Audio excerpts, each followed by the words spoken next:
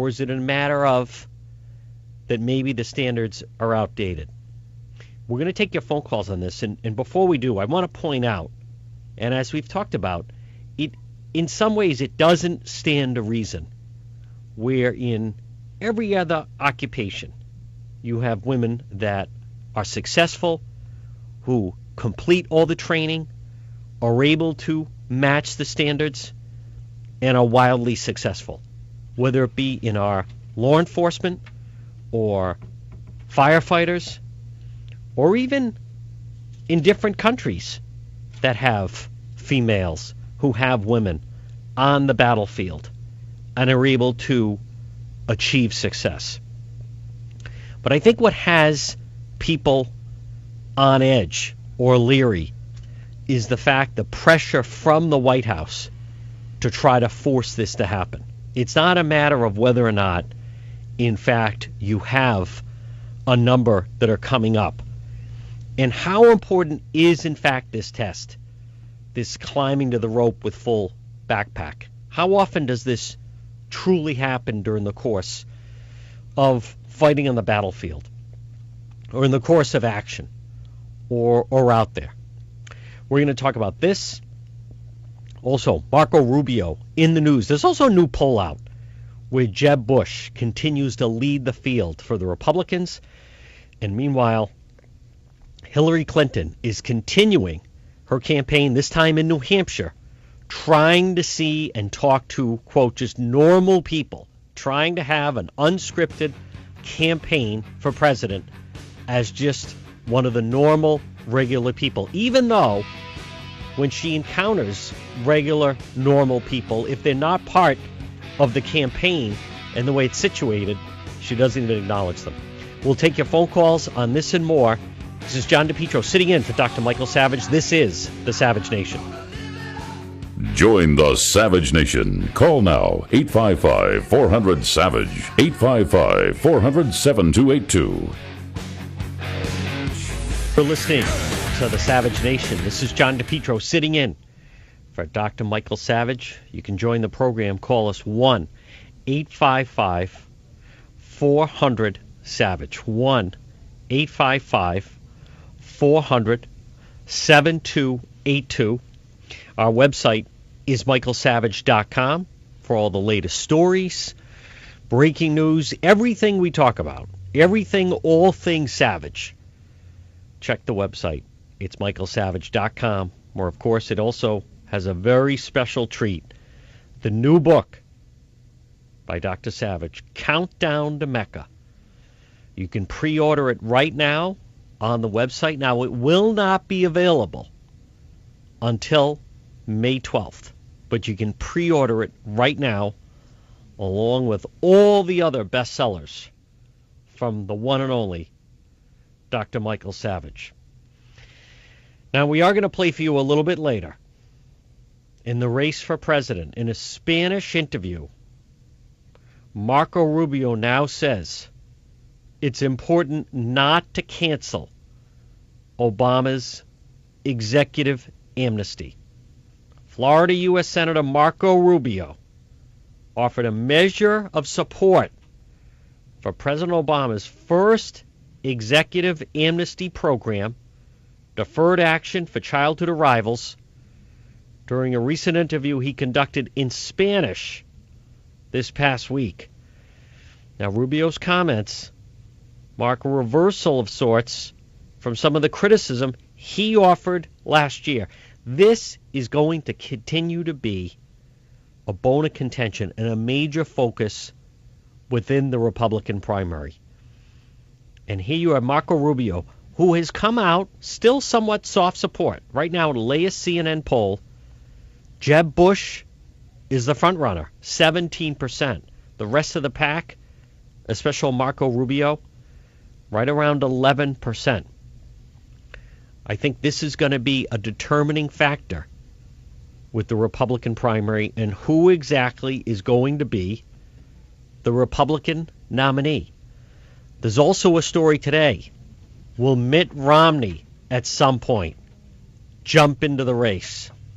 Will the 2012 candidate from the Republican Party, get into the race. Romney has said he's not, but until there's a front runner, where will that come down? We're not sure whether or not Marco Rubio is ready for prime time. I also saw a headline. Is the country ready, or can we have a president and vice president from the same state, of whether or not Florida would produce both the president and the vice president on the ticket? But a story that everyone is talking about today, and I think this is more a sign of the times of the Obama administration and life in 2015, is pressure growing on the Marines to consider lowering combat standards for women. Should the standards be lowered because the standards are unrealistic when it comes to exactly the capabilities or maybe the requirements of women in combat situations? Or should the standards be lowered because they're outdated and it just does not apply? Look at women who are police officers. Look at women who are firefighters. Even look at the number of women who are athletes on a professional level. And yet, then what does it say? The Marines feel they need to consider lowering the combat standards for women to move up the chain. 29 women tried this rigorous test where there's a rope 25 feet long, and they have to climb to the top with a backpack full of gear. It's very upper body strength demanding. And of the 29 women that tried, they were 0 for 29. Now you have all these other countries that have women serving. And how many times does that actually come into play where they would have to? Between that and also the Marco Rubio story, I think it's very disappointing. I understand voters are concerned about the rhetoric the candidates are going to say and exactly what they're going to say when they're running for president and how much they're going to go back and forth. Do you notice there's starting to be this attitude that if you're against illegal immigration, you're going to start to hear this drumbeat that you can't win a Republican primary, that somehow you're out of touch, that those that are against, those crashing over, and you've seen the story where they're just continually walking over the border, and that somehow that's racist. That's not fair to those people. That somehow, if you feel that way, you're out of step. You need to get with the program, because you can be sure that Hillary Clinton and the Democrats, they're not going to be speaking against it. They're going to be speaking for pushing the fact that President Obama's executive amnesty, that they should be given a chance to stay here. They should be given a chance to vote. How many come over the border in their eighth month of pregnancy, or ninth month even of pregnancy, and then give birth, and then those children are considered American citizens? And then we have to pick up the full tab. We have to pay for the hospital stay. We have to pay for the doctor visits, the prenatal care, and then once the child is born. What is the cost of that? How is that fair to the American children? Think of all the cuts in your community, in the schools, and how now there just isn't enough money for many of the after-school programs, or there isn't enough money for many of the supplies that children want or need in the schools. And constantly told that there simply isn't enough money. And the taxes never go down. And yet no one ever talks about the cost of our hospitals, of our schools, of the number of people who don't belong here, who are not citizens, who were not born here, and yet they get to send their children to school for free because they don't pay taxes. And they get to go to the doctor for free. And they get to get their meals for free. And they're given Section 8 housing or different benefits that either Americans are not given or that people that truly need it are not even given the opportunity or made aware or wouldn't even in many cases think of going into many of the programs. Think of many of our military families that could use some of these benefits. They could use some of these programs. And they think nothing of allowing these people that come crashing over the border. And I love that story last week where they have so many cameras now on the border and show gangs coming in, people carrying guns coming over the border, strolling over, not a care in the world, coming right over, and nothing is done to stop them. And we have to continue to fund it, and you have to fund it, and you have to pay for it. And all of this is done on your dime. And we're the people that then stand up and speak for you. Or how about the fact that the Obama amnesty program is really just geared towards Texas in trying to turn that state from red to blue, to forever change the presidential elections, to forever change. Think if the Democrats were able to capture all the time, not just California, but also always Texas, you would never have another Republican ever elected to the White House. And that's what they're counting on. You have one group, the Republicans, saying it's wrong. They're breaking the law.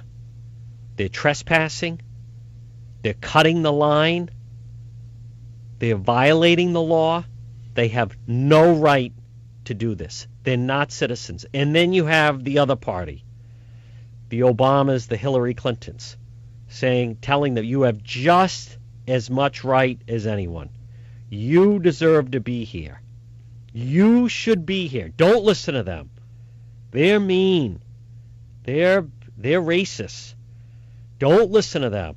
You should come here. You will be taken care of. Your children will. Don't worry about the money. We'll handle it all. You just make sure you get here. Almost like a friend inviting you on vacation. Don't worry about a thing once you get here. We'll take care of all the cost. All you have to worry about is getting here. That's the message from the Democrats. That's the message from the Obama White House.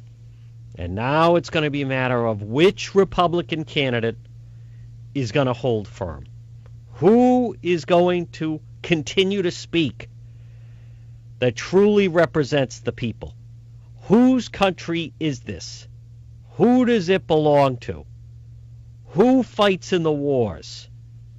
Who puts their life on the line? Who pays the taxes? Who keeps the hospitals open and the schools open? You know, how many of the people coming over the border carry with them a Mexican flag or a flag from Guatemala or some of the other countries, or countries I should say, in South America? Why? Because they don't consider this their country. They're not willing to put their life on the line for this country. Many of them just want the benefits that go with the country. They don't actually and aren't willing to step up for what it really means. You have people that are telling them, don't even worry about learning the language in the country. You speak whatever language you want. We'll adapt. We'll change the signs. We'll change the language. You don't even have to know how to drive. You don't have to know English in order to know how to drive. We'll get you the license. And then you have those that are trying to represent us and represent the rule of law. And now it's going to come down to the Republican primary. And you can count on, without question, which party do you think the media is going to go after and portray in a negative light? It's not going to be the one that's holding firm. It's not going to be the one. They're not going to portray them in a positive way.